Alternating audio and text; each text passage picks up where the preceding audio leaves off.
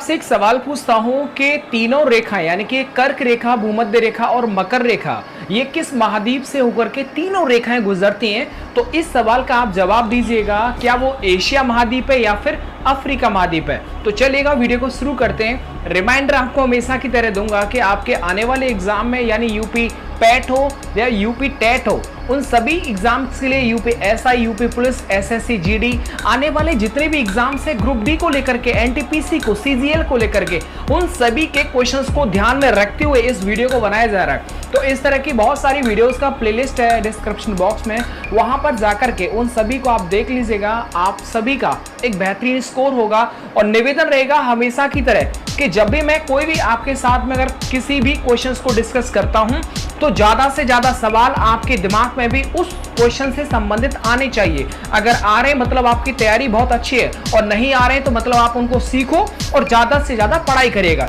दुनिया का तीसरा सबसे बड़ा डायमंड खोजा गया है और वो जो खोज हुई है वो किस देश के अंदर हुई है, मैं इस तरह से लिंक करता हूं कि ये बताओ कालाहारी मरुस्थल जो है ये बताओ ये किस देश के अंदर पाया जाता है। तो ये बोत्सवाना के अंदर पाया जाता है। कहां पर पाया जाता है? बोत्सवाना। तो याद रखिएगा दुनिया का तीसरा सबसे बड़ा जो डायमंड पाया गया है ये बोत्सवाना के अंदर पाया गया है। अच्छा, बोत्सवाना कहां पर आता है? ये अफ्रीका महाद्वीप में आता है, याद रहेंगे। अब आप पूछेंगे सर ये कितना बड़ा है, तो याद रखिएगा 1098 यानी कि 1098 ये कैरेट का ये डायमंड पाया गया है बोत्सवाना के अंदर। एंड बोत्सवाना के अंदर ही बुशमैन जनजाति पाई जाती है। अगर आपसे पूछा जाए कि विक्टोरिया झील के बीचों बीच में से होकर के कौन सी रेखा गुजरती है, तो वो है भूमध्य रेखा। क्या है बताओ? भूमध्य रेखा। यार ये वही भूमध्य रेखा यानी कि जो कांगो नदी है ना, कांगो नदी के जो कांगो नदी होती है वो भूमध्य रेखा को दो बार काटती है। तो याद रखना कि भूमध्य यानी विक्टोरिया झील में के बीचों बीच में से होकर के भूमध्य रेखा गुजरती है। अंड से पूछा जाए कि पिग्मी जनजाति कहां पर पाई जाती है, तो ये कांगो में पाई जाती है। कहां पर पाई जाती है? कांगो के अंदर पाई जाती है पिग्मी जनजाति। बुशमैन जनजाति पाई जाती है बोत्सवाना के अंदर। बोत्सवाना की राजधानी क्या है? तो उसका नाम है गैब्रोन। क्या नाम है उसका? गैब्रोन नाम है। पूछा जाए कि हीरा जो होता है वो विद्युत का सुचालक होता है या फिर कुचालक होता है, तो विद्युत का जो हीरा होता है वो कुचालक होता है, यानी बेड कंडक्टर ऑफ इलेक्ट्रिसिटी। याद रहेगा, कोई भी दिक्कत तो नहीं है। एक बार मैं जल्दी से आपको रिवीजन जरूर करा देता हूं जो जो इंपॉर्टेंट है। देखिएगा बोत्सवाना के अंदर पता होना चाहिए कालाहारी मरुस्थल है। बोत्सवाना अफ्रीका महाद्वीप के अंदर पाया जाता है। मैंने आपको बताया था कि मिस्र को नील नदी का वरदान बोला जाता है। मैंने 3 नदियों के बारे में स्पेशल आपको बताया था कि जो लिम्पोपो नदी है, ये आपका जो लिम्पोपो नदी है ना, ये मकर रेखा को 2 बार काटती है। पूछा जाए जो कांगो नदी है ये भूमध्य रेखा को 2 बार काटती है। पूछा जाए कर्क रेखा को 2 बार काटने वाली नदी का नाम क्या है, उसका नाम है माही नदी। याद रहेंगे, कोई भी डाउट तो नहीं रहेगा। और जो हीरा होता है ये विद्युत का कुचालक होता है। पहली ट्रांसजेंडर जो ओलंपिक में भाग लेने वाली है उनका नाम आपको बताना है। उनका नाम है लॉरेल। देखिएगा लॉरेल जो है ये पहली ट्रांसजेंडर जो है ये बन गई है, महिला वर्ग में खेलेंगी और न्यूजीलैंड की रहने वाली है। और ये है वेट लिफ्टर। क्या है ये? वेट लिफ्टर है लॉरेल हावर्ड। इनका संबंध है न्यूजीलैंड से और ये महिला वर्ग कैटेगरी के अंदर खेलेंगी। वेट लिफ्टिंग का ये जो है एथलीट है। याद रखेंगे आपका इनका नाम क्या है? लॉरेल। तो देखो ये पहली जो है ट्रांसजेंडर बन गई है। आपको याद होना चाहिए 1896 के अंदर एथेंस के अंदर पहला जो है वो ओलंपिक हुआ था। तो ओलंपिक में सवाल जितने भी आएंगे उन सभी के बारे में आपको पता होना चाहिए। अब देखिएगा भारत की तरफ से ओलंपिक में जितनी भी महिलाओं ने क्वालिफाई किया है वो कौन कौन है, उनका नाम मैं आपको बता देता हूं। अगर आपसे पूछा जाए कि पहली नाविका जो महिला जो ओलंपिक के अंदर क्वालिफाई किया है उनका नाम क्या है, उनका नाम है नेत्रा कुमार है। और प्रथम भारतीय तलवारबाजी में जो पहली महिलाएं जिन्होंने क्वालिफाई किया है तो उनका नाम क्या है, उनका नाम है भवानी देवी। देखो देवी मैया है, तलवार तो चलाती है, तो याद रखेंगे भवानी देवी। अच्छा, फवाद मिर्जा कौन थे? वो पहले भारतीय घुड़सवार हैं जिन्होंने टोक्यो ओलंपिक के लिए क्वालिफाई किया है घुड़सवार के क्षेत्र में। उनका नाम है फवाद मिर्जा। क्या नाम उनका?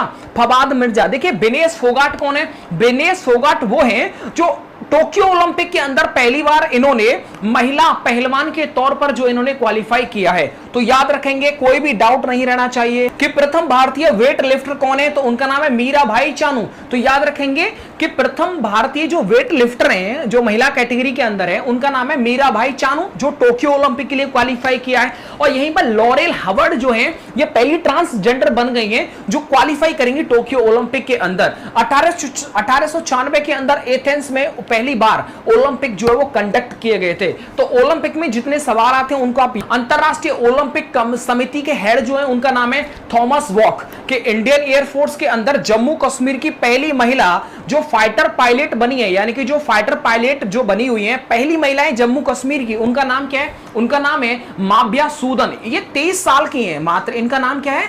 माव्या सूदन। ये 23 साल की है, जम्मू कश्मीर की पहली इंडियन एयरफोर्स में महिला फाइटर पायलट हैं। आपसे पूछा जाए कि भारत की पहली महिला फाइटर पायलट कौन है, तो उनका नाम है भावना कांड, जिनका संबंध बिहार से है, और बिहार यानी वाल्मीकि नेशनल पार्क। चलो मुद्दे पर बात करते हैं। तो याद रखेंगे भावना कांड है वो भारत की पहली महिला जो फाइटर पायलट बनी है, और जो माव्या सूदन है ये जम्मू कश्मीर की पहली महिला फाइटर पायलट बनी है। तो देखो जवाब आना चाहिए आपको। अगर आपसे पूछा जाए कि इंडियन एयरफोर्स दिवस जो है वो कब मनाया जाता है, 8 अक्टूबर को मनाया जाता है। पूछा जाए कि अभी वर्तमान में इंडियन एयरफोर्स के एयर मार्शल यानी एयर चीफ मार्शल कौन है, तो उनका नाम है आर के भदौरिया साहब। राइट, याद रखेंगे आर के भदौरिया साहब। अगर आपसे पूछा जाए कि इंडियन एयरफोर्स का ध्येय वाक्य क्या है, तो glory the touch the sky. आपसे पूछा जाए कि तुलबुल परियोजना किस नदी पर है, तो वो झेलम नदी के ऊपर है। देखो एक नाम याद आ रहा होगा आपको, आयशा अजीज। देखो आयशा अजीज का भी संबंध आपके जम्मू कश्मीर से, और ये जो है वो पहली पायलट बनी है, पहली महिला पायलट है, सबसे कम उम्र की आयशा अजीज, जिनका संबंध है आपके बिहार से। ठीक है, याद रखेंगे। अच्छा, शिवांगी का नाम याद आ रहा होगा। शिवांगी यानी कि वही है जिन्होंने, पहली महिला भारतीय है जिन्होंने राफेल विमान को उड़ाया था, तो वो थी शिवांगी आयशा अजीज। ये जम्मू कश्मीर की सबसे कम उम्र की जो है ये पायलट बनी है। और जो माव्या सूदन है ये फाइटर पायलट बनी है जम्मू कश्मीर की इंडियन एयरफोर्स के अंदर। और वो भी पैसे पूछ लिया जाए कि जम्मू कश्मीर का लोक नृत्य क्या है, तो उसका नाम है राउफ। क्या नाम उसका? राउफ, याद रखेंगे। अच्छा एक सवाल और है, देखो आपको पता होगा राज तरंगणी किसने लिखी थी, बताओ? वो कल्लड़ ने लिखी थी। और राज तरंगणी के अंदर जम्मू कश्मीर का इतिहास है, तो याद रखना जम्मू कश्मीर के बारे में अगर आपको पढ़ना है तो राज तरंगणी लेके आओ और उसे पढ़ो। पूछा जाए कि 21वीं सदी का सबसे महान टेस्ट बैट्समैन जो चुना गया है वो कौन है, तो उनका नाम है सचिन तेंदुलकर। क्या नाम उनका? Sachin Tendulkar. Playing it my way, ये इनकी ऑटोबायोग्राफी है। आप अगर पूछेंगे सर जी कि टेस्ट बैट्समैन के अंदर 21वीं सदी के सबसे महान एकदम बैट्समैन चुने गए सचिन तेंदुलकर। यहीं पर पूछा जाए कि 21वीं सदी के टेस्ट गेंदबाज कौन बने जो सबसे अच्छा उनको चुना गया है, तो उनका नाम है मुरलीधरन। क्या नाम उनका? मुरलीधरन, जिनका संबंध श्रीलंका से। और याद रखना मुरलीधरन ने 800 विकेट ले रखे हैं। कितने ले रखे हैं? 800 विकेट लेने का रिकॉर्ड बनाया है। और देखो यहीं पर सचिन तेंदुलकर जी के बारे में बात यहीं खत्म नहीं होती। याद होना चाहिए आपको कि सन 2014 के अंदर ये एकमात्र ऐसे जो है भारतीय क्रिकेटर हैं जिनको भारत रत्न मिला है। और देखो याद रखना ये सबसे पहले हैं जिनको जो है राजीव गांधी खेल रत्न अवार्ड, ये भी सचिन तेंदुलकर साहब को सबसे पहले मिला था। अगर देखो इनके बारे में एक चीज मुझे याद आ रही है कि वो याद रखेगा वो डेट, यानी सन 2010 के अंदर ये ग्वालियर के अंदर रूप सिंह स्टेडियम है, और उस स्टेडियम के अंदर भारत और साउथ अफ्रीका का मैच चल रहा था, और सचिन तेंदुलकर जी का पहला 200 पार जो स्कोर गया था वो इसी रूप सिंह स्टेडियम के अंदर गया था। पूछा जाए 2010 के अंदर साउथ अफ्रीका के खिलाफ 200 रन जो बनाए थे पहली बार वो सचिन तेंदुलकर जी ने बनाए थे, और ग्वालियर के अंदर है रूप सिंह स्टेडियम। पूछे जाए चौथी बार पुडुचेरी के संघ शासित जो प्रदेश है ना, इसकी जो चौथी बार जो सीएम बने उनका नाम क्या? उनका नाम है एन रंगास्वामी। क्या नाम उनका?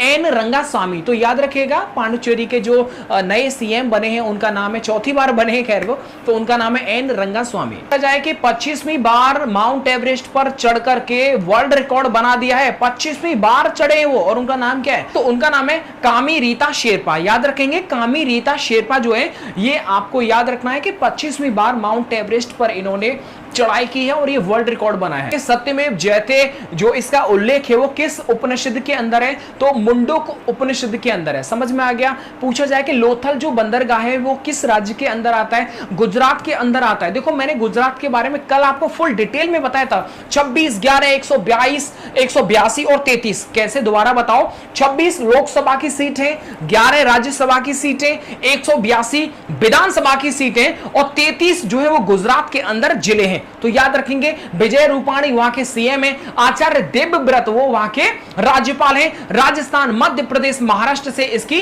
सीमा लगती है गुजरात की, और गुजरात की राजधानी है गांधीनगर। और याद रखना गुजरात की ही सबसे ज्यादा जो समुद्र से सीमा तट होती है, टच होती है जो समुद्र की, वो गुजरात से होती है, और दूसरे नंबर पर आंध्र प्रदेश से होती है। लेकिन तेलंगाना की सीमा कभी भी समुद्र से जो है वो टच नहीं हो। आपसे पूछा जाए कि कैबिनेट मिशन भारत के अंदर कब आया था, तो वो आया था मार्च 1940 के अंदर।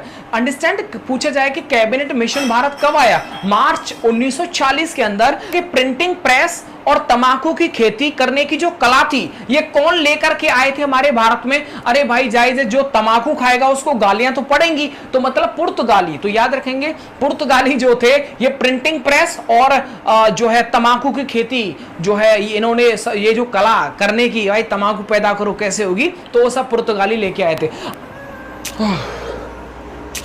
उम्मीद करते हैं आज की इस वीडियो के अंदर बहुत ज्यादा रिवीजन रहा होगा। काफी स्टैटिक एंड करंट अफेयर को मैंने यहाँ पर इकट्ठा करके आप सभी को समझाया। उम्मीद करता हूँ आज का वीडियो सच में बड़ा अच्छा रहेगा।